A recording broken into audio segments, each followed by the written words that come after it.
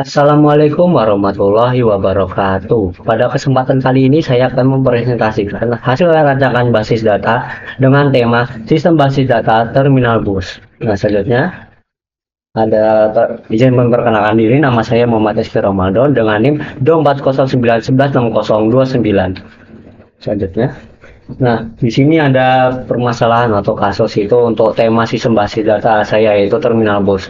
Nah, yang pertama, terminal bus itu masih menghadapi beberapa masalah, yaitu seperti pencatatan tiket yang masih manual yang berisiko hilang atau misalnya bisa diduplikat gitu, jadi penumpang itu harus ganti rugi sendiri. Nah, itu kita tidak mau kan.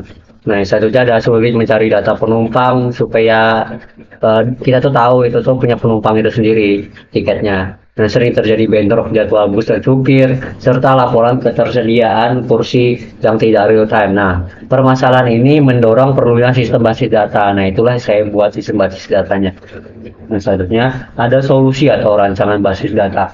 Nah, itu tuh solusi yang saya tawarkan itu adalah membuat sistem basis data terminal bus yang terintegrasi dengan 6 entitas utama seperti penumpang, bus, supir, route,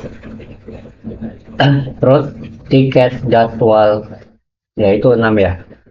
Nah, dan juga relasi antar tabel dengan primary key dan foreign key agar data itu tetap konsisten. Nah, selanjutnya yaitu ada entitas dan atribut penumpang. Nah, di sini tuh entitas penumpang itu punya kolom seperti ID penumpang sebagai primary key, ada nama dan itu tidak boleh kosong. Mengidentifikasikan lah supaya dia tuh apa tiket itu punya dia atau tidak. Nah, ada nomor KTP, nomor HP, alamat, dan di sini harusnya ada email ya. Saya tambahkan, tapi saya alter jadi ada email. Selanjutnya ada entitas dan atribut bus. Nah, di sini entitas bus ini ada kolom name ID bus sebagai primary key, nomor polisi yang unik dan tidak boleh kosong. Ada jenis bus yang defaultnya itu udah pasti ekonomi ya, dan itu tidak boleh kosong. Dan juga kapasitas lah, kapasitasnya itu tidak boleh kosong dan kita tuh ngecek apakah kapasitasnya itu nol atau tidak. Maksudnya itu harus di atas nol supaya bisa diisi penumpang gitu. Nah, ada status busnya juga yang defaultnya itu aktif. Nah, itu tuh kita tuh bisa ngubah juga dari aktif atau maintenance ya. Maintenance itu udah pasti dia lagi diperbaiki gitu kan.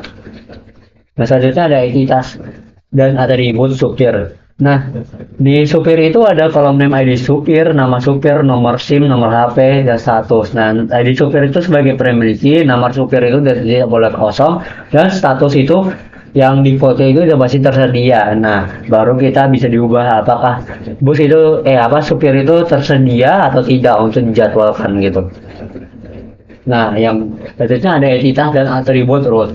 Nah, di sini entitas route itu ada kolom name ID route sebagai memiliki asal tujuan yang tidak boleh kosong. Nah, jarak kilometer itu dan juga estimasi menit supaya dihitung berapa harga atau biayanya gitu dari asal ke tujuan. Selanjutnya ada entitas dan atribut jadwal. Nah, jadwal ini entitasnya ada kolom name ID jadwal sebagai primary key, ID bus sebagai foreign key, ID route sebagai foreign key, ID supir sebagai foreign key, tanggal berangkat yang tidak boleh kosong, jam berangkat tidak boleh kosong, dan harga udah pasti tidak boleh kosong dan itu harus di atas 0. Nah, entitas dan atribut tiket. Tiket ini entitasnya ada kolom name ID tiket, ID penumpang, ID jadwal, nomor fungsi, dan status tiket. Yang ID tiket itu udah pasti primary key-nya, dan ID penumpang dan ID jadwal itu sebagai foreign key-nya. Nah, di sini status tiket itu default-nya itu buket atau dia tuh udah dipesan gitu. Nah, status tiketnya udah pasti kita bisa ubah, misalnya di buket tadi dan di cancel misalnya dia nggak jadi mau naik gitu, dan used atau udah kepake tiketnya. Nah, itu kan lumayan bagus tuh. Supaya kita tuh tahu tiketnya itu udah kepake atau mungkin ke cancel. Jadi kalau misalnya ada penumpang lain memakai itu tidak bisa gitu. Kalau misalnya udah statusnya used atau ke cancel, karena itu sudah pasti bisa merugikan kita gitu. Nah, di sini ada query insert, kita bisa tambah penumpang, insert itu penumpang sebagai ID apa datanya itu. Di sini kita ada. Yang kedua yaitu query update, yang sebelum diupdate kan masih kayak buket di sini.